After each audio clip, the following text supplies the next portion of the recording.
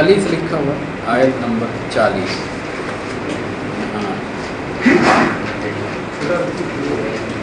چھوٹا رکو شروع ہو رہا ہے.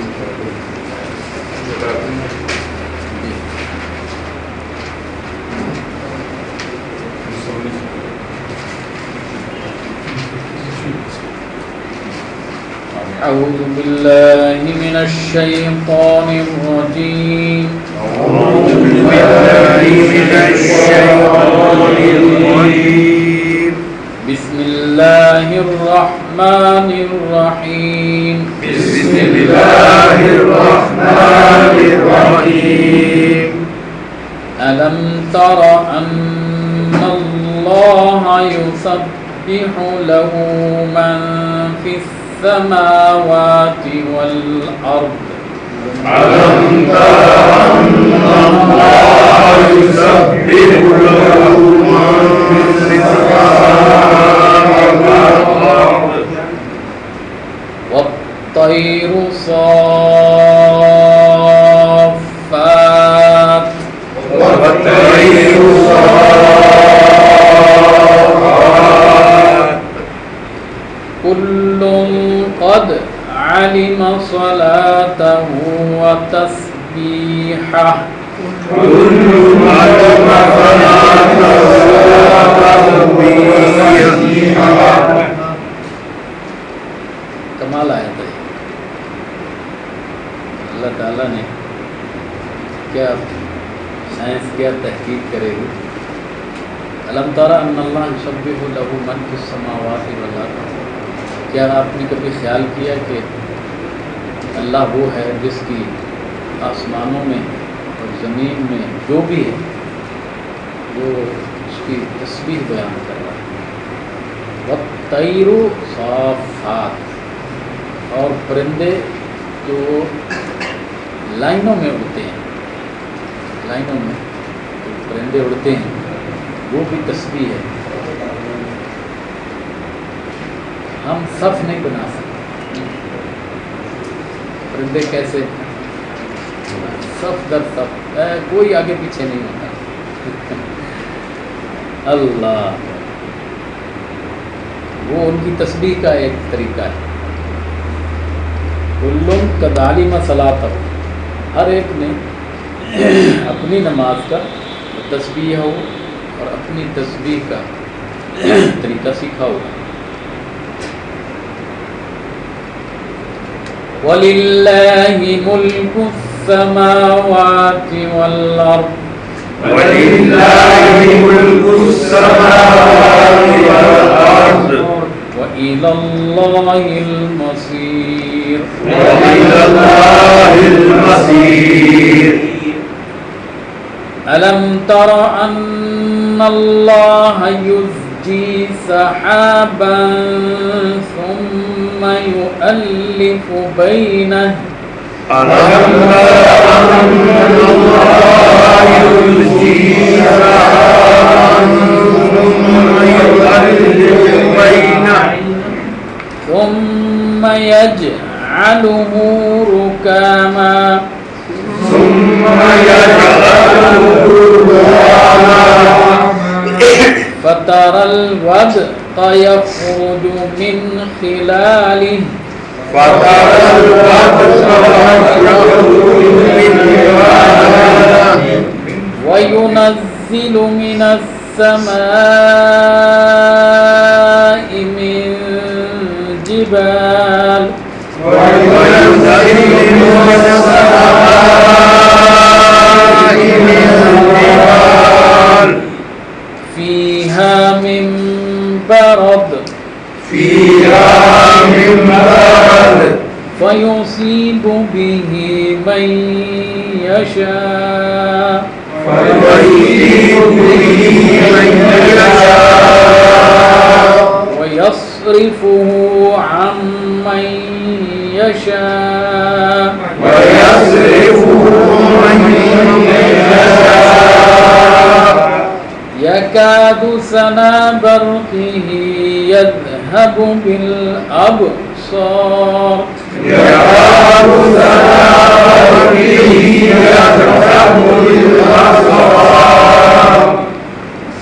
يقلب الله الليل والنهار يقلب الله الليل والنهار إن في ذلك لعبرة لأولي الأبصار إن في ذلك لعبرة لأولي الأبصار والله خلق كل دابة من ماء والله خلق كل دابة من ماء فمنهم من يمشي على بطنه ومنهم من يمشي على بطنه ومنهم من يمشي على رجلين ومنهم من يمشي على رجلين ومنهم من يمشي على أربع ومنهم من يمشي على أربع يخلق الله ما يشاء يخلق الله ما يشاء إن الله على كل شيء قدير إن الله على كل شيء قدير یہ رکوع تو پورا ہی سائنس ہے. پہلے وہ پرندوں کا، پھر اس کے بعد یہ بادل اور پہاڑوں کی طرح ہم ان کو آسمان سے اتارتے ہیں. اس میں اولے ہوتے ہیں اور اللہ نے ہر جاندار کو پانی سے پیدا کیا. کچھ ان میں اپنے پیٹ پر چلتے ہیں، کچھ 2 ٹانگوں پر چلتے ہیں، کچھ 4 پر، اور اللہ تعالیٰ جو چاہتا ہے پیدا کرتا ہے، وہ ہر چیز پر قادر ہے. اچھا جی، واقعہ افک آج میں چاہتا ہوں کہ جو ہم نے اس دن اس کی تھوڑی سی تفسیر بیان کی، آج چونکہ دوست اور بھی آ گئے، اس دن بارش کی وجہ سے نہیں آ سکے، تو اس کو ہم دوبارہ آج ذرا ریپیٹ کر لیتے ہیں.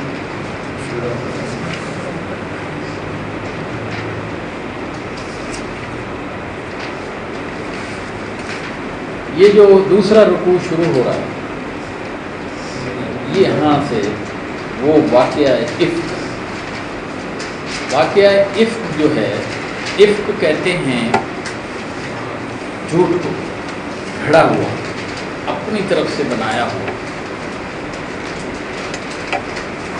یہ جو صورت ہے نور، یہ اس کے صورت کے نازل ہونے کا سبب بھی یہی واقعہ ہے. ایک چیز آپ اگر سمجھ لیں وہ یہ ہے کہ قرآن 23 سال جو اترتا رہا، تو وہ تھوڑا تھوڑا کر کے کیوں اترا؟ مکے والے یہ اعتراض کرتے تھے، ان کا یہ بڑا اعتراض تھا، اگر یہ اللہ کا کلام ہے تو اللہ کو تو سب کچھ معلوم ہے، جو ہونے والا ہے وہ بھی معلوم، جو ہو چکا وہ بھی معلوم، تو اس نے ایک ہی دفعہ کیوں نہیں اتار دیا؟ کبھی ایک صورت، کبھی 2، کبھی آیتیں کچھ. یہ کیا یعنی ان کے نزدیک یہ بڑی دلیل تھی ان کی، اگر یہ اللہ کا کلام ہوتا تو وہ تو سب کچھ جانتا ہے، وہ اس کو ایک ہی دفعہ اتار دیا. اللہ نے پھر خود اس کا جواب دیا کہ ہمارے لیے ایک ہی دفعہ اتارنا کوئی مشکل نہیں، لیکن ہم ایسا کیوں کر رہے ہیں؟ تھوڑا تھوڑا آپ پر کیوں نازل کر رہے ہیں؟ لِنُثَبِّتَ بِهِ فُؤَادَكَ، تھوڑا تھوڑا آپ سمجھ بھی رہے ہیں، عمل بھی کر رہے ہیں، یاد بھی کر رہے ہیں، ہم آپ کے دل کو جو ہے نا مضبوط کرنا چاہتے ہیں۔ ایک دم اگر سارا 30 پاروں والی کتاب دے دی جائے، یہ لے اب اس کو پڑھیں، لوگوں کو سمجھائیں اور یاد بھی کریں، وہ بھی کریں، تو مشکل ہو جائے۔ تو کبھی تو کوئی صورت کسی نے سوال کیا ہے تو اس کے جواب میں وہ صورت نازل ہوگی، کبھی کوئی واقعہ ہو گیا، اس واقعے کی تشریح کرنے کے لیے، اس کی حقیقت بیان کرنے کے لیے اللہ تعالیٰ نے صورت نازل کر دی۔ کبھی اللہ تعالیٰ نے بغیر کسی سوال، بغیر کسی واقعے کے بھی نازل فرمایا ضرورت کے مطابق۔ تو قرآن کا جو نزول ہے اس کے اسباب، سبب اس کی واحد ہے، اس کو کہتے ہیں ہم اردو میں شان نزول، عربی میں اس کو کہا جاتا ہے سبب نزول۔ سبب کیا ہے یہ جان لینا ایک بہت بڑا علم ہے۔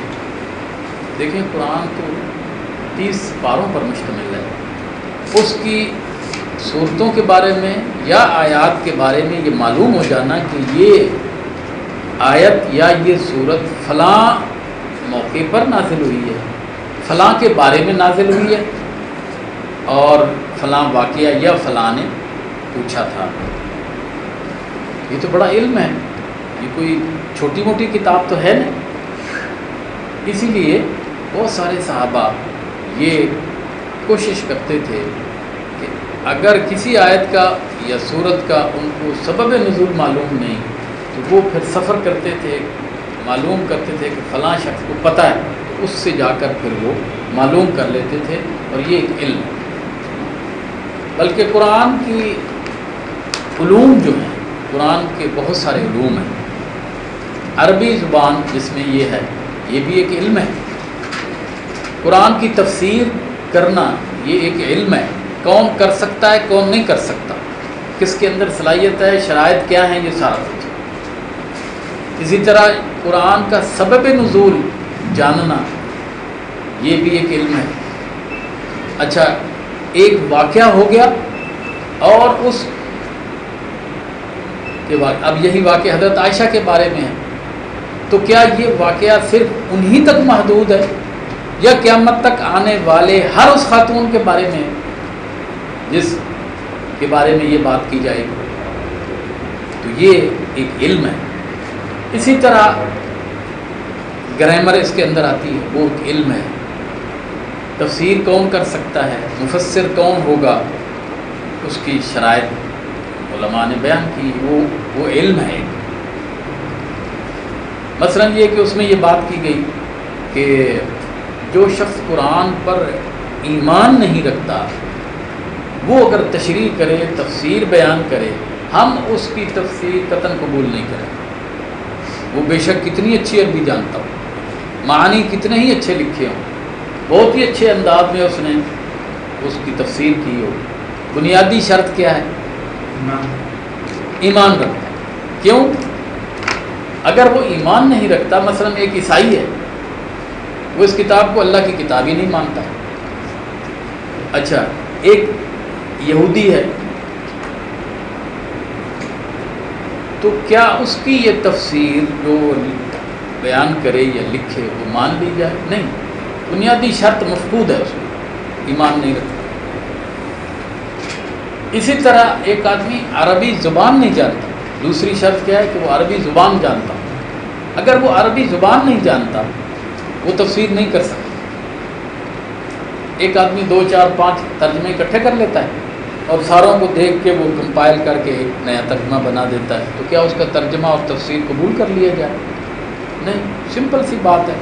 جرمن کسی کتاب کا ترجمہ آپ نے کرنا ہے، جرمن زبان نہیں آتی آپ کو، کیا معقول بات ہے کہ آپ کہیں کہ میں نے اس کا ترجمہ کیا؟ کوئی مان لے گا اس کو؟ جی آپ کو جرمن زبان آتی ہے؟ نہیں آتی، ترجمہ کیسے کر لیا؟ جی 2 4 ترجمے اکٹھے کیے تھے نا، اس سے بنا دیے۔